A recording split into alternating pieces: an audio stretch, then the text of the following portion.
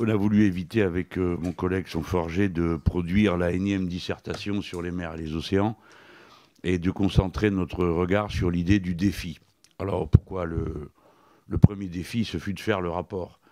Nous avons changé d'administrateur en cours de route et leur dévouement était bien sûr total, mais successif. Mon collègue Sonforger a changé de commission et je dois bien avouer que mon propre emploi du temps n'a pas non plus facilité les choses pour la conduite de cette opération. Mais pour finir, on y est arrivé et on l'a présenté sous l'angle des défis parce que notre intention était de souligner la responsabilité de la France. Quand on dit qu'on est le deuxième domaine maritime du monde, pour ma part, j'estime avoir assez contribué politiquement à le faire comprendre, eh bien, ça veut dire que nous sommes riverains de tout le reste. Et le reste est considérable. La surface des océans, on l'a dit tout à l'heure, c'est 71% de la surface totale de la planète. Et le premier défi, c'est la connaissance. C'est la connaissance qui nous a permis d'établir nos zones exclusives, économiques exclusives, et d'augmenter le territoire national de 10% de sa surface, sans qu'un seul coup de fusil soit tiré, ce qui est une première dans l'histoire de France. Mais nous sommes riverains du reste, c'est-à-dire de quelque chose que personne ne connaît.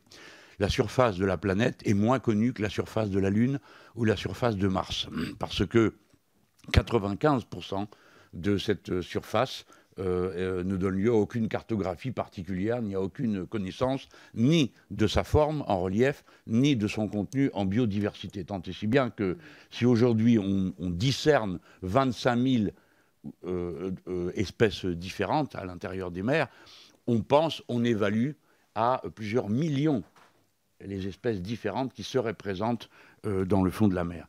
Le défi de la connaissance, évidemment, embraye ensuite sur les défis géopolitiques, c'est l'angle transversal sous lequel je prends ma petite présentation à cet instant, en souscrivant évidemment à ce qu'a dit avant moi Joachim Sonforger, parce que cela correspond à des convictions communes et à une analyse commune. Ces défis géopolitiques, il faut les placer dans le moment anthropologique et civilisationnel. Nous sommes à l'âge des nouvelles frontières et nous ne le savons pas. La frontière de l'espace a été vaincue pour la première fois par Yuri Gagarin, et puis ensuite on a déclaré que c'était un espace res nullus, et que, ma foi, il ne devait être ni militarisé ni approprié. Il y a 3 ans, les États-Unis d'Amérique ont voté des lois qui permettent de s'approprier ce que l'on trouve sur les planètes et les astéroïdes. Et l'État du Luxembourg a déclaré qu'on pouvait déposer des sociétés de conquête spatiale au Luxembourg. Et il y a eu des gens pour le faire, les Japonais. Donc il y a là une frontière qui est en train d'être repoussée par les premiers occupants.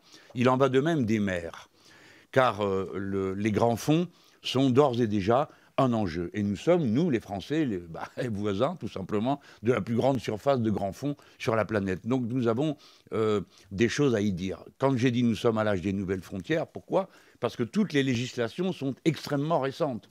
Par exemple, la décision de former un cadre juridique contraignant pour les grands fonds, quand même, du coup on se dit, ah bon, il n'y en avait pas ? Ben non, il n'y en avait pas. Il y avait en tout et pour tout une agence de l'ONU sur le droit de la mer, suivie d'une association internationale pour les fonds marins, qui a été autorisée à donner des autorisations pour prospecter dans les grands fonds. Alors depuis, cette association a donné 29 permissions de prospecter dans les grands fonds, et ce dont il est question, ce sont de richesses fabuleuses. 30% des réserves d'hydrocarbures du monde se trouvent dans les grands fonds. Il s'y trouve des concentrations de métaux rares, précieux, des concentrations dans des sédiments, dans des proportions qu'on ne trouve pas sur la terre immergée. On a là des réserves en terres rares, en cobalt et combien d'autres matériaux qui sont nécessaires, qui se trouvent là et qui n'a même pas besoin d'aller fouiller dans la terre, on les ramasse dessus. Quoique, on aille aussi chercher dans le fond. Il y a la première mine sous-marine a été ouverte au large de la Papouasie-Nouvelle-Guinée. Et ce ne sera sans doute pas la dernière. En attendant, il y a donc 29 autorisations qui ont été données. Mais la décision de créer un cadre juridique contraignant, c'est-à-dire obligeant toutes les nations à le respecter, elle date du 24 décembre 2017. C'est-à-dire qu'il y a 2 ans. Et naturellement, ce cadre n'existe pas. La France a donc un rôle particulier à jouer, et pour exercer d'abord sa souveraineté sur son territoire. Ce sont les mesures de protection et de rôle de la Marine nationale dans cette protection de nos zones. Il faut savoir que nous n'avons jamais été aussi faibles que nous le sommes aujourd'hui en moyens matériels pour nous protéger, pour surveiller, etc., que nous le sommes actuellement. Deuxièmement, sur toute cette partie des grands fonds. Alors, sans m'étendre davantage, parce que je crois que tout le monde aura compris l'idée, il y a un enjeu de souveraineté, il y a un enjeu d'expansion, il y a un enjeu de présence de la France, et évidemment avec un message que pour ma part, je crois nécessaire de formuler dans les termes les plus exigeants, parce qu'ensuite on peut discuter. Mais si on commence par commencer à dire que, ma foi, tout est possible et que, après tout, pourquoi pas continuer le productivisme et l'extractivisme qui nous a si bien réussi à la surface, continuons dans les fonds, il est certain qu'on saccagera tout. Si on commence par une position ferme sur le sujet, à savoir un moratoire sur toutes les prospections, les forages en eau profonde, alors on peut peut-être discuter d'exceptions. Mais si on commence par dire que c'est possible, on connaît le résultat d'avance, tout sera détruit. Alors après, ça nous amène à des cas plus particuliers. Le cas de la Méditerranée, puisque pour la France, c'est tout à fait décisif, ainsi que pour les 4 pays riverains du petit bassin, on pourrait l'étendre au reste du bassin, en effet. Pourquoi ? La mer Méditerranée se renouvelle, mais 100 ans à se renouveler. C'est un espace extrêmement fragile, dont l'entrée sur l'océan universel fait 13 km de large, c'est le détroit de Gibraltar. Déjà, il y a eu des accidents qui sont très difficilement maîtrisés. La mer Méditerranée n'est pas un lac, il y a des grands fonds, et les grands fonds posent problème. L'exploitation des réserves d'hydrocarbures qui se dessinent sont quasiment toutes situées dans des zones de conflit politique, entre Israël-Palestine, Israël-Égypte, Égypte, etc., Turquie et Grèce. Pratiquement toutes sont dans des zones de conflit politique. Dès lors, tout travail qui est engagé soulève une difficulté politique et confronte des gens qui n'ont pas l'habitude de se contenter de parler, quoi. Et il leur arrive de recourir aux méthodes fortes. En particulier, à Chypre, on sait très bien que les Turcs ont fini par envoyer des navires de guerre pour faire cesser les travaux d'exploration que, légitimement, les Chypriotes grecs pensaient pouvoir faire dans cette zone. C'est dire que je ne suis pas là en train d'agiter des fantasmes, mais de parler de réalités auxquelles nous sommes directement confrontés. Alors ça, c'est l'aspect géopolitique. Il y a l'aspect ensuite purement technique et scientifique. Si vous faites un forage en eau profonde, c'est-à-dire au-delà des 200 ou 300 mètres, la lumière ne pénètre plus, mais là, nous parlons de fonds qui sont à 1500, 2000, 3000 et plus. Hein. Que faites-vous quand il y a un accident ? Alors, ça nous amène à évoquer des considérations différentes, légèrement différentes, entre mon collègue Sonforger et moi. Joachim, qui est un optimiste, dit que, bon, ma foi, les catastrophes qui ont déjà eu lieu ont alarmé les compagnies pétrolières et que, du coup, on peut penser qu'elles seront plus précautionneuses. Tandis que mon point de vue est, comme vous l'imaginez, beaucoup plus radical. J'ai aucune confiance en eux et je considère qu'ils sont toujours prêts à tout saccager du moment qu'ils en tirent un profit. Mais au-delà de cette petite nuance, il y a le reste. Qu'est-ce qu'on fait ? Si c'est en mer Méditerranée, qu'est-ce qu'on fait ? Eh bien, on ne fait rien. Parce que les seuls qui disposent du moyen de faire quelque chose, ce sont les Français. Nous disposons d'un sous-marin, le Nautile, qui descend à 6000 mètres sous l'eau et qui peut commander un petit robot. Clairement, on sait faire des trous, on sait beaucoup plus mal les reboucher quand quelque chose a disjoncté.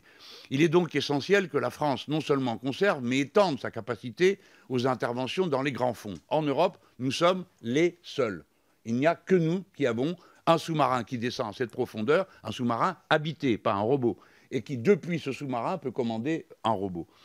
Le développement de cette filière est donc tout à fait décisif, non seulement pour la protection de l'espace méditerranéen, mais aussi pour l'aide qu'on pourrait apporter à d'autres et les commandes qui éventuellement pourraient nous être passées dans ce domaine. Par exemple, les Espagnols nous ont demandé de le faire.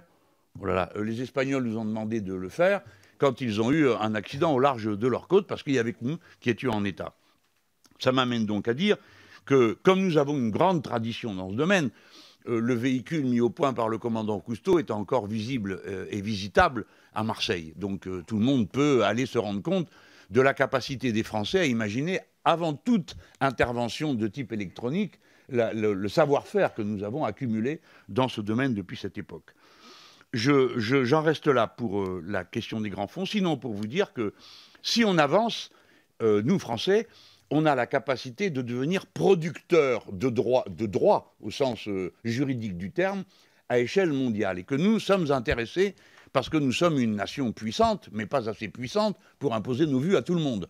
Nous sommes intéressés à ce que ces débats aient lieu, et notamment pour la mer, mais aussi pour l'espace. Et puis c'est un moment nouveau de l'histoire de l'humanité où il s'agit de produire du droit dans un endroit où il n'y en a pas, les grands fonds.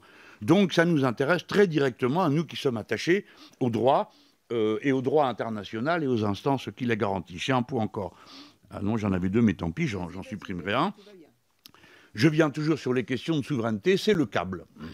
Les câbles sous la mer représentent le 97% du transfert des informations par Internet et ainsi de suite. Nous avons une idée de ce qui se passe quand un câble rompt. Personnellement, j'ai eu une idée de ce qui se passait quand j'ai fait mon hologramme, puisque le câble s'est rompu en Égypte et que nous sommes passés par les satellites pour joindre la Réunion. Et l'Égypte a été privée pendant 12 jours de l'accès à plus de la moitié de son réseau. Pardon? Pas à cause de moi, mon cher. Je ne sais pas. Un requin, peut-être, tu seras plus directement concerné. Ou quelque chose comme ça. Plus les bateaux qui passent, qui arrachent tout, enfin bon. Mais, en tout cas, ça m'a amusé à l'époque de réaliser qu'on était passé par un câble, que j'étais passé dans le câble, tu as raison. Le câble, donc, ça représente, compte tenu de l'interconnexion qui devient, en quelque sorte, un fondamental de toute production et de toute organisation sociale. Cette interconnexion, maintenant qui arrive aux extrêmes que vous connaissez, des objets eux-mêmes. Donc on ne peut pas dire, oui, bon, ben, c'est un bout de fil qu'on met dans... Non, c'est quelque chose de considérable. Nous sommes en train de faire un câble qui nous joindrait à Singapour, il y a 20 000 kilomètres. Hein, il faut se rendre compte de la prouesse technique que représente l'installation de tels instruments. C'est aussi un moyen, comment dire, de... prélever des informations pour ceux qui sont malveillants, et il y en a quand même sur cette planète des puissances malveillantes, ou, très curieuses, c'est le cas des États-Unis d'Amérique qui n'ont jamais oublié de s'intéresser à chacun de ces câbles, ou de la Russie, et vice-versa, les uns surveillant les autres, et ainsi de suite. Donc c'est un enjeu de puissance et de contrôle. Les Français ont la capacité de poser des câbles. Nous sommes même parmi les rares nations qui sont capables de le faire. C'est une société française qui possédait l'essentiel de la capacité de pose dans le monde. C'est la société qui appartenait à Alcatel. Et cette société a été vendue en même temps que le reste à Nokia. Et puis il y avait une option de la France pour que cette société, nous étions un certain nombre à nous alarmer du fait qu'elle change demain, il semble que l'État soit en train de renoncer à l'idée de la possession française de cette société. Mais ce n'est pas certain. Je dis tout ça sans polémique, parce que nous avons la chance d'être dans un domaine où on n'a pas eu le temps encore de figer les positions politiques. Et donc, nous avons le temps de dialoguer avant d'affirmer nos positions et de savoir par quel angle on attrape les choses pour le bien du pays. Il me semble que notre recommandation, c'est que la France doit garder la possibilité de poser quand elle veut, où elle veut, comme elle veut, des câbles. Je vous en donne un exemple. Orange pose un câble qui relie à la Guyane. Le câble qui va à la Guyane, il n'est pas seulement destiné aux smartphones de nos compatriotes. Il est également destiné à alimenter la base spatiale de Kourou, qui est en compétition directe avec les tirs d'engins nord-américains et autres, mais surtout nord-américains. Il est clair que le câble qui passe par les États-Unis d'Amérique, sans faire de mauvais procès, ni n'aller douter un seul instant de la pureté des intentions de nos amis américains, néanmoins, on trouve que ce serait plus prudent que ça ne passe pas par chez eux, ni par les endroits où ils sont en état de regarder ce que nous sommes en train de faire, ou de passer par le câble des choses qui pourraient nous nuire. Je plaisante à peine, parce que je vous rappelle que dans les premiers essais d'Ariane 5, nous avons eu un problème, avant qu'on découvre qu'il y avait des chiffons dans un moteur. Bon, à l'époque, on utilisait des méthodes rudimentaires. Il est clair qu'aujourd'hui, d'autres méthodes sont utilisées. Donc, il nous faut être indépendants. Le câble peut être posé à partir des territoires français des Caraïbes. Pour ça, il faut qu'on soit en état de décider de le faire et de financer. Là encore, il n'est pas certain que l'État veuille vraiment le faire. Et il semble que les arguments d'autres poseurs de câbles comme Orange ont été mieux entendus ces temps-ci. Bref, recommandation, garder notre indépendance, c'est-à-dire garder la société capable de le faire. Je vous demande de bien réfléchir à la proportion, mes collègues. 47% du marché mondial tenu par une société qui était française et dont nous faisons cadeau, si j'ose dire, comme ça, sans raison. Dernier point, ça sera le dernier vraiment, c'est les routes maritimes. Je ne ferai que le mentionner, mais je voudrais mentionner un fait matériel. le dégel du pôle Nord ouvre des routes nouvelles, tout le monde sait ça. Dès lors, elle aiguise des appétits incroyables. Nous ne sommes pas représentés au pôle Nord, quoique nous soyons nation polaire, puisque nous avons une longue expérience. Hein? Nous sommes observateurs uniquement. Oui, oui, observateurs. Oui, voilà, bon, on est là, quoi. Hein, bon, mais on a intérêt à être là. Et on a intérêt à être de plus en plus là, parce que les routes sont en train de s'ouvrir. Je ne parle pas seulement de ce que les disputes qu'on a. Oui, c'est exact. C'est exact. Non, mais nos collègues font remarquer qu'on a une ambassadrice. Bon. Alors, donc, c'est un des moments, un des enjeux géopolitiques de la planète. Parce qu'il y a dispute entre Russes, Danois, Nord-Américains, mais essentiellement Russes et Nord-Américains sur la possession, la délimitation. Donc, il ne faut pas croire que ça va se passer tranquillement. Ça va donc être un peu agité. Ça, c'est le premier élément pour la paix du monde. Parce que quand vous voyez où c'est situé, c'est connexe d'autres zones de conflit dans le nord de l'Europe. Mais le point qui a retenu mon attention et sur lequel je voudrais retenir celle des collègues qui sont élus des grands ports français, c'est que le passage par les routes du pôle Nord change une donnée de base. Aujourd'hui, on allonge les bateaux. On a vu au Havre des bateaux de 398 mètres de long et 16 mètres de tirant d'eau. On connaît un paquebot qui a 12 mètres de tirant d'eau et 280 mètres de long, c'est-à-dire des îles flottantes de la taille que vous voyez. Pour l'instant, donc, on travaille dans les longueurs. Les ports sont équipés pour accueillir des longueurs. Le changement des routes par le nord va modifier les largeurs et donc permettre des bateaux de plus en plus larges parce qu'elles pourront passer par le nord plutôt que par les canaux par lesquels ils passent aujourd'hui et qui conditionnent l'accès d'un océan à l'autre, c'est-à-dire le canal de Suez et le canal de Panama. Le canal de Panama est déjà en train d'essayer d'élargir ses emprises, mais ça va tout changer. Donc, au lieu d'avoir des bateaux dont les tailles seront limitées en largeur, vous allez les avoir beaucoup plus larges. Et donc, les conditions d'accueil ne sont plus les mêmes. Et la géographie des ports stratégiques pourrait changer. Donc, si les Français avaient l'habileté d'y penser, après avoir protesté de toutes les façons possibles contre cet élargissement, ils s'en accommoderaient. Et ils tâcheraient de se donner une avance dans ce domaine pour une capacité à accueillir non seulement des bateaux plus longs, mais des bateaux plus larges. Et ça modifierait sans doute la géographie des ports de l'Europe. Je pense au port du Havre, qui est certainement l'un des mieux situés, des plus avantageux pour les Français, parce que c'est celui que nous pourrions relier le plus rapidement et le plus directement à la capitale, et de là au reste du pays, en évitant le contournement qui ferait de Rotterdam le port de Paris, comme vous le savez, puisque c'est le projet chose là qui est en route. Voilà, pardon, j'ai été un peu long, j'ai dépassé mon temps, mais j'aurais, comme mon ami Sonforger, beaucoup de choses. Je veux exprimer ma gratitude aux administrateurs et à Joachim Sonforger, qui ont été des pilotes remarquables dans cette affaire. Bon, d'abord, merci, chers collègues, pour les appréciations flatteuses que vous avez faites de notre travail. Je présente mes excuses parce que j'ai une responsabilité particulière dans le retard de la transmission du rapport qui n'est due ni à Joachim ni à notre administrateur, mais à mes obsessions ridicules de littéraire qui en plus ne se sont pas... Oui, mais pas toutes, ma chère. Bon, peu importe, tout ça a ralenti la cadence et on y reviendra encore un peu. Beaucoup des interrogations, d'abord, premièrement, que la Commission réagisse positivement ne m'étonne pas, parce qu'une commission des affaires étrangères, par définition, a une sensibilité aux questions de géopolitique et elle les comprend dans leur globalité et leur cohérence. La géopolitique n'est pas faite que de rapports de force militaires, elle est faite de rapports de force, d'influence scientifique, technique, de connaissances, bon voilà. Donc je crois qu'ici, dans cette salle, tout le monde sait qu'il y a un enjeu.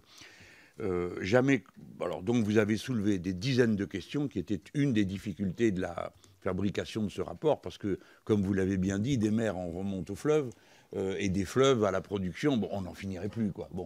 Mais vous avez raison de poser la question des fleuves, parce qu'elle est posée. Au demeurant, pour la Guyane, l'actualité plus récente, c'est plutôt l'intensité des pêches illicites qui ruine la petite pêche artisanale qui doit attendre son tour, tandis que de gros navires argentins ou brésiliens viennent et ramassent tout ce qui se trouve là, et les autres attendent parce qu'ils ne sont pas de taille à se confronter. Nous avons un bateau de la Marine nationale qui, de temps à autre, vient essayer d'intimider. J'ai vu que le secrétaire général de la mer réagissait mal la dernière fois, ici même, à cette commission, quand j'avais dit qu'on pouvait faire mieux que des ronds dans l'eau. Il l'a mal pris, peut-être que j'aurais dû dire la chose autrement. Mais enfin, bon, clairement, nous ne sommes pas respectés. Enfin, je le dis devant cette commission, nous ne sommes pas respectés, ce n'est pas normal. Alors, je ne dis pas qu'il faille aller jusqu'au point où était allé le président Mitterrand, qui fit tirer sur les sardiniers espagnols, pour définitivement les convaincre de renoncer à leurs pratiques, mais peut-être qu'entre les deux, on pourrait procéder autrement. Il n'est pas normal que le Brésil, qui est notre voisin, et vous faites bien de rappeler ce que ça va me fournir ma transition, ce que les Français oublient tout le temps, quoique on le leur répète très souvent, la plus longue frontière de la France n'est pas avec l'Allemagne, c'est avec le Brésil. Nous avons 800 km, c'est le fleuve Oyapock, et sur ce fleuve, nous avons fait un pont. Il ne reste plus qu'à faire la route, et tout ira très bien. Bon, c'est un des enjeux de la géopolitique française. Alors, ça m'amène justement au rôle de l'idéologie et des systèmes de représentation. La différence qu'il y a entre la vision du monde portée d'une manière générale en politique et la réalité géopolitique est effarante. Les vrais enjeux sont l'enjeu et les vrais enjeux géopolitiques du futur, de l'actualité, c'est l'espace et la mer. Et il y a une très grande complémentarité entre les deux. Et la France est présente dans ces deux dimensions en nation pionnière, pas dans le bataillon de queue, hein, de ceux qui sont devant, qui ont des choses à proposer, qui savent faire, etc. L'interconnexion entre les deux est assez évidente. Vous savez que la plupart des opérations qui se déroulent dans l'espace sont en général préfigurées dans la mer. Et ça, c'est pour le côté scientifique et préparation des expéditions spatiales qui vont avoir lieu. Si les Chinois sont capables d'aller mettre lapin de jade de l'autre côté dans la face invisible de la Lune, ça n'est pas juste pour poser un robot, c'est pour montrer la capacité qu'ils ont de ces expéditions interplanétaires qui vont maintenant se dérouler d'une manière très constante. Ils se préparent à aller sur Mars, ils ont une station internationale. Nous autres Européens, fascinés par notre truc brinque-ballant qui marche pas très bien, nous faisons comme si les Chinois n'étaient pas déjà en train de faire. Et ils font, et ce sont des choses très intéressantes pour l'humanité tout entière. Donc, et aussi de l'espace, on surveille la mer. C'est une des alternatives. Moi, je n'ai pas la compétence suffisante à cet instant pour vous dire si l'espace est une alternative à la jonction par câble. On me dit que non, que la densité des informations qu'on transmet ne passerait pas dans les terres, si j'ose dire, comme il passe par câble. Voilà où nous en sommes aujourd'hui. Mais on voit bien qu'il y a un rapport entre les deux. De la même manière que la démilitarisation de l'espace, qui est un principe proclamé, aujourd'hui n'est plus réellement respecté, ni depuis les tirs de la Terre vers les satellites, ni des satellites vers la Terre, et la démilitarisation des grands fonds, nous verrons ce qui se produira, mais personne ne peut croire. D'abord, nous, Français, nous sommes sur ce sujet, nous regardons ailleurs quand on en parle, parce que l'essentiel de notre force de dissuasion repose sur le fait que nos sous-marins sont indétectables, sous-marins nucléaires. L'argument numéro 1 de la dissuasion française, c'est les sous-marins, c'est pas les avions. Hein. Par conséquent, c'est pas une conversation sur laquelle on aime s'attarder. Nous, les Français, on comprend pourquoi. Mais dès lors que nous allons avoir dans les grands fonds des enjeux financiers aussi considérables que ceux qui se dessinent, clairement, tout le monde va y mettre le nez. Et plus que le nez, des instruments de toutes sortes. Pour donner une idée, parce que la question a été posée sur ces richesses d'extraction, j'avoue que les chiffres, là, moi, j'aime pas trop les collections de chiffres, mais c'est assez sidérant. Si on prend l'exemple de la zone Clarion-Clipperton, d'accord, Clipperton, là, on est chez les Français. On trouve là-dedans un poids total de nodules de 34 milliards de tonnes.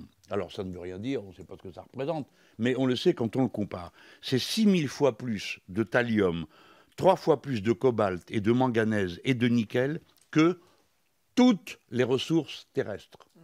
Toutes les ressources terrestres. C'est donc, on parle là d'un trésor gigantesque dans les mers. Et non, c'est normal, c'est proportionnel aussi à la taille et aux conditions dans lesquelles on recueille ces minéraux. Pour donner, je vous ai parlé tout à l'heure de la Papouasie Nouvelle-Guinée. Là, ils ont installé une mine Solwara. Elle est à 1600 mètres de profondeur. Imaginez-vous les connaissances que ça nécessite de mettre en œuvre. Eh bien, ce qu'on ramasse là-dedans, la teneur en cuivre de ce qu'on ramasse, c'est 7%. Alors ça non plus, ça ne dit rien, sauf quand on compare. Quand on ramasse dans une mine terrestre tout ce qu'on attrape avant de trier, c'est 0,6%. Autrement dit, on prend dans la mer, 7% contient ce qu'on cherche, on prend sur la terre 0,6% de ce qu'on cherche. Je prends sur un exemple. Hein. Donc, ce serait la prudence, ça ne peut pas être de la naïveté. il n'est pas pensable dans le monde tel que nous le connaissons, et avec les besoins qui s'avèrent, qui se présentent. Nous sommes 7 milliards, ça change tout. Quand je suis né, on n'était que 2 milliards. Maintenant, on est à 7, on va être bientôt 10. Par conséquent, mécaniquement, et hélas, nous ne changeons pas nos mœurs, les demandes s'exercent, et y compris pour la conversion écologique de l'économie. On va le faire avec des matériaux qui existent, on ne va pas le faire en attendant que ça se fasse tout seul. Donc, on voit que vous avez, je crois que toute la salle a bien compris l'enjeu de cette affaire.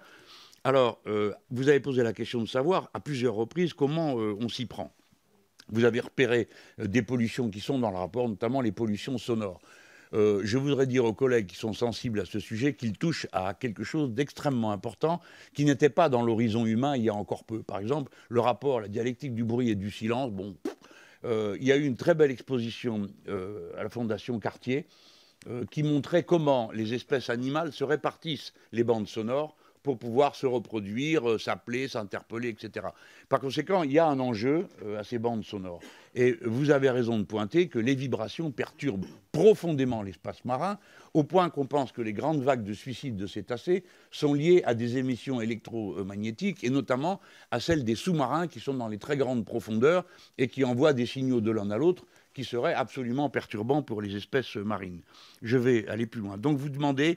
Vous dites par quel bout on peut s'y prendre. Alors évidemment, pour l'instant, la discussion commence. Ben déjà, nous pouvons nous-mêmes propager la sensibilité à l'espace marin. J'estime qu'au cours des 5 ou 6 dernières années, on a bien avancé. C'est-à-dire que c'est devenu un thème. Un collègue disait, je crois que c'est notre collègue Quentin, disait ça vient aux élections présidentielles. Ben, c'est nouveau, parce qu'avant, on n'était même pas question.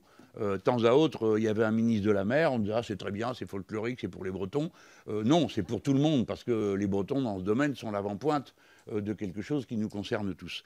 Alors, donc, on est dans le moment où on réfléchit et où on essaye de penser pour le bien du pays. Le bien du pays, c'est d'être capable de ne pas être naïf, d'avoir un peu d'ouverture, quoi. On ne peut pas non plus dire on va faire valoir que des arguments de puissance. Mais je ferai remarquer que si on voulait faire valoir des arguments de puissance, on en a les moyens.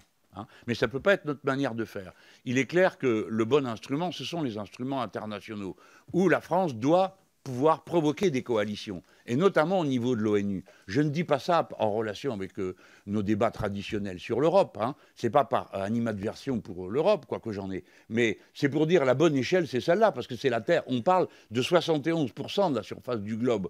Donc c'est à ce niveau-là qu'on peut nouer des alliances. Ça veut dire saisir toutes les occasions de faire valoir des problèmes communs et auxquels, comment dire, la sensibilité populaire est acquise. Tout à l'heure, on a parlé des baleines, à très juste titre. On vient de signer un accord de libre-échange avec le Japon, c'était le moment ou jamais, de leur dire, bah, si vous ne cédez pas, on ne signe pas. Bon, on ne l'a pas fait. Par conséquent, maintenant, dans une situation beaucoup plus difficile pour intervenir et les empêcher de faire.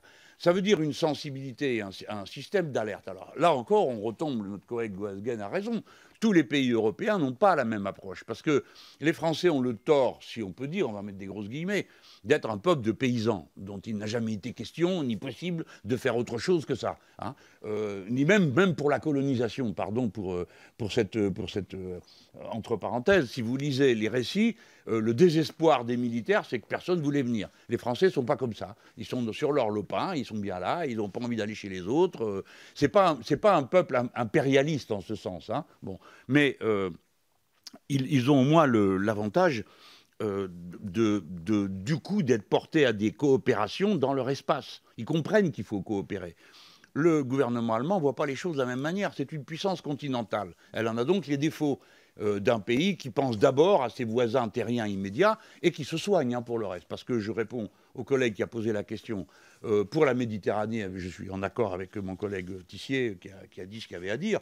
Rajoutons que ça ne ferait pas de mal si on appliquait à la Méditerranée les règlements qui s'appliquent dans la Baltique, parce qu'on aimerait savoir pourquoi ils s'appliquent dans la Baltique et pas dans la Méditerranée. Plusieurs ici ont soulevé des réponses complémentaires, le ralentissement des navires et l'obligation, parce qu'on ne peut pas demander à une ville comme Marseille ou à un département comme celui des Bouches-du-Rhône d'encaisser le choc de quelque chose qui est d'intérêt national. La manière avec laquelle... Pourquoi les bateaux s'arrêtent là? Parce qu'il n'y a pas d'autre endroit, cette idée. Si vous voulez faire des croisières en Méditerranée, vous êtes obligé de passer là. Donc c'est d'intérêt national. C'est pas possible que les moteurs continuent à tourner pendant que les gens sont en train de courir à terre, faire les achats auxquels on les pousse. Donc les installations électriques, soit on oblige tous les armateurs à le faire, soit on le fait nous, mais quelqu'un le fait. Ça ne peut pas continuer comme ça. Les ravages pour la santé humaine sont considérables. Ce n'est pas quelque chose que nous agitons pour faire peur, nous autres, les élus du coin. Alors, je le redis.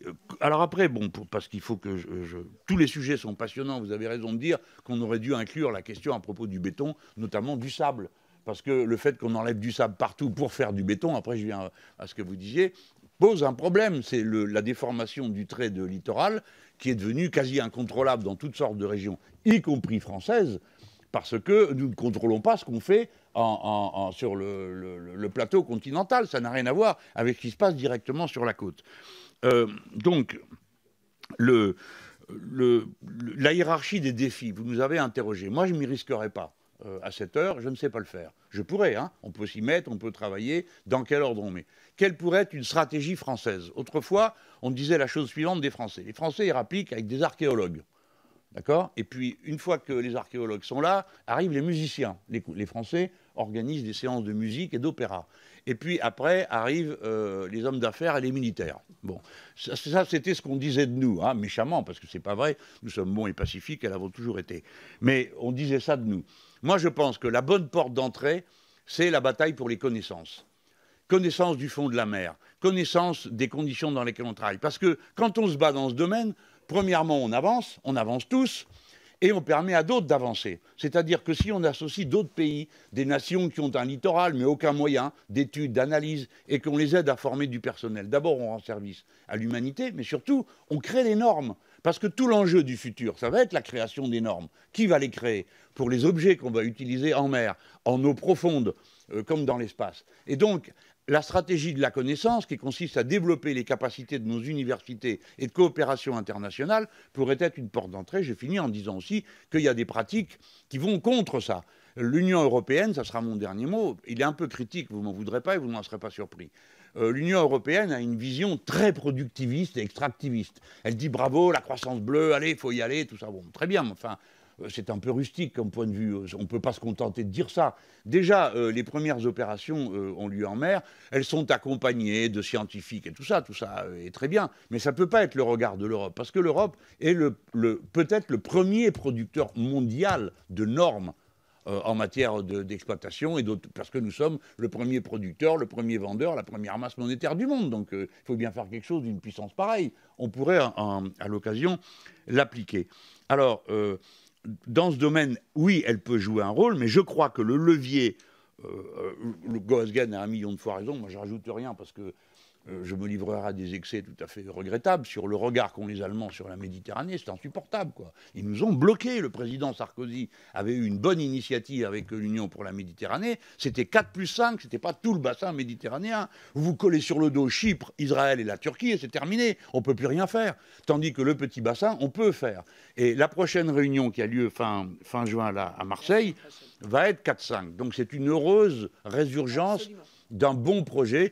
Autrefois, nous étions les pays de la façade méditerranéenne européen, et en face, nous avons l'Union du Maghreb arabe qui a disparu depuis, sous les coups pour la Libye et pour la Mauritanie. Mais quand même, il y a des structures qui peuvent exister. Voilà encore des points de passage de stratégie. Les Français, à chaque fois, peuvent aller devant, puisque personne n'y verrait rien à dire. On dira, ben c'est normal, ça les intéresse, ça les concerne, ça les implique, il n'y a qu'à commencer par là. Moi, voilà la stratégie que, si j'en avais une à recommander, c'est que les Français avancent par le développement de la connaissance et la mise en partage des instruments pour préparer la connaissance. J'avais, à un moment donné, proposé qu'on fasse une université internationale de l'espace, parce que nous sommes quand même le pays qui, par tête de pipe, paye plus pour l'espace que n'importe quel pays du monde. On pourrait en faire autant pour la mer, parce qu'on en a largement les moyens. Un dernier mot sera de regret pour dire, bon, vous avez tellement raison, on s'en fiche tellement. Ça paraît, quand on s'intéresse au sujet, évidemment, on se passionne, et puis ça paraît tellement incroyable qu'on ne s'y intéresse pas. Il y a un marégraphe qui est à Marseille. C'est une machine qui sert à évaluer le niveau de la mer. Bon, ça n'a l'air de rien. Mais on n'est même pas foutu de payer la peinture pour remettre en état le marégraphe. Si bien qu'ils ont fait un appel à dons pour réparer la machine elle-même, qui a un truc magnifique, hein. Bon, il a fallu faire appel à dons pour remettre en route le marégraphe. Nous, la France, on fait des dons pour... Alors, à quoi sert un marégraphe? Ben, évidemment, à l'étude scientifique. Mais figurez-vous qu'au passage, c'est pour ça que je vous parle de normes, c'est que le marégraphe de Marseille, il sert à établir les hauteurs, pas de la flotte, mais des montagnes, des collines, et que c'est le marégraphe de Marseille qui sert dans une bonne partie du monde, et notamment en Suisse, où on évalue les hauteurs grâce à celles qui sont données par le marais. Eh bien oui, vous calculez à partir du niveau de la mer. Il faut bien qu'on ait une base. Ben, c'est le marégraphe de Marseille qui fournit aux Suisses les moyens de savoir de quelle hauteur sont leurs montagnes. C'est pour dire que de la mer peuvent partir beaucoup d'instruments. Tout à l'heure, je vous signalais l'importance de la normalisation. C'est-à-dire, la connaissance permet de produire des normes, les normes permettent ensuite d'encadrer la production des objets et donc les relations entre les nations. Pardon, collègues, tout ce que vous avez dit était passionnant, il y aurait pour des heures à en parler. Et je pense que nous, on devrait rajouter une ou deux choses qu'on a entendues là. Tu permets un mot sur les vagues, pour répondre à notre collègue à propos du mur japonais. C'est pas fini, hein, les amis, parce que le mur japonais va donner des idées à d'autres. 8 des plus grandes villes du monde sont au bord de la mer. C'est normal, c'est anthropologique. L'humanité avance jusqu'à qu'elle ne peut plus avancer. Alors, elle ne peut plus avancer, les premiers arrivent, les suivants arrivent, et puis comme ça, la proportion d'êtres humains qui sont au bord de la mer est tout à fait considérable. Vous avez la moitié de la population française vit à moins de 100 km de la mer, il faut le savoir. Hein. Donc, ça s'est produit comme ça. Donc, les grandes villes sont au bord de la mer. Donc, on n'a pas fini avec cette histoire. Vous avez raison de le montrer. Là, pareil, on a des savoir-faire. On n'est peut-être pas obligé de faire des murs.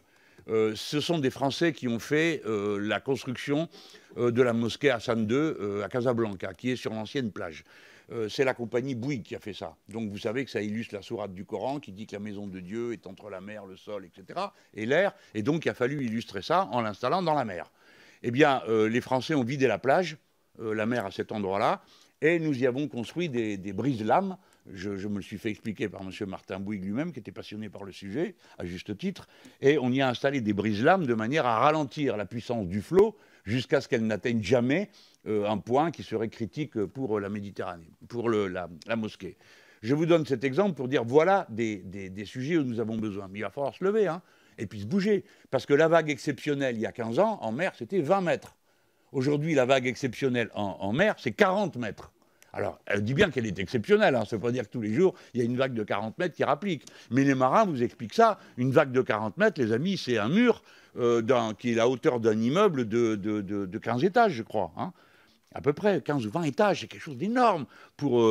Et ça, on commence à les voir de plus en plus. Heureusement, elle n'arrive pas à cette taille sur les littoraux, puisque le plateau continental ralentit le mouvement de la mer. Mais ça, par contre, les bateaux vont le trouver devant eux. 90% du commerce mondial passe par la mer. Du commerce réel, hein, des objets qu'on échange vraiment. Le reste, c'est du fric, ça compte pas. Mais les choses qui passent, les objets matériels passent par la mer. Donc, vous voyez, les défis, c'est ceux de notre siècle. Ce n'est pas des questions lointaines qu'on finira par voir un jour ou l'autre si on s'intéresse à elles par poésie. Non, ce sont des enjeux immédiats qui touchent au point névralgique de l'humanité du XXIe siècle. Un grand merci aux deux co-rapporteurs. Oui, on peut les applaudir. Je vais mettre au voie le rapport. Je demande peut-être un grand merci aussi à François-Xavier Carabelli qui a énormément travaillé sur la question. Je lui demande, au nom de la Commission, il y a eu quelques idées supplémentaires ce matin qui ont fait l'unanimité chez l'ensemble des collègues. Oui, si tout le monde en est d'accord, je demande que ce soit intégré au rapport pour que les débats d'aujourd'hui puissent être pris en compte dans les conclusions du rapport, si tout le monde en est d'accord. OK, super. Alors, la Commission est-elle d'avis d'autoriser la publication du rapport de la mission d'information qui est d'avis de l'autoriser? Merci beaucoup. Qui est d'un avis contraire, qui s'abstient? Magnifique unanimité. Ceci nous oblige à continuer sur la voie d'une définition d'une vraie stratégie française sur cette grande et belle question. Un grand merci à vous deux. Merci.